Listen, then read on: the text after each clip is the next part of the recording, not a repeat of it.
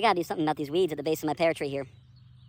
And while these weeds over here are a nuisance, I can actually use them for something beneficial for this fruit tree. So for this, you're gonna need your weed pulling tool and a bucket. And the technique I'm using here is called the pull and drop strategy. And this is a great strategy to use when the weeds that are present don't have any flowers or seed heads on them. And I'm using that tool to loosen up the soil underneath each weed and making sure I pull it out by the root. Now that all the weeds are pulled and no longer living, it's time to lay them back on top as a very resourceful use of mulch. And this right here is the reason why you only want to do this with weeds that don't have seed heads present. Otherwise, you're basically undoing all of the work that you just did. And there we go. So using this technique of pull and drop or chop and drop, we're basically reusing these weeds in a purposeful way that's going to benefit this pear tree. As it stands right now, these weeds will act as a mulch covering that will allow the soil to retain moisture, helping this pear tree to not dry out, especially as the summer months are coming. It's about to get really hot soon. And over time, as they decompose, all the nutrients that those weeds have in them will return back to the soil that'll help this pear tree to grow and thrive, all while being totally free and allowing me not to have to worry about going to buy some wooden mulch.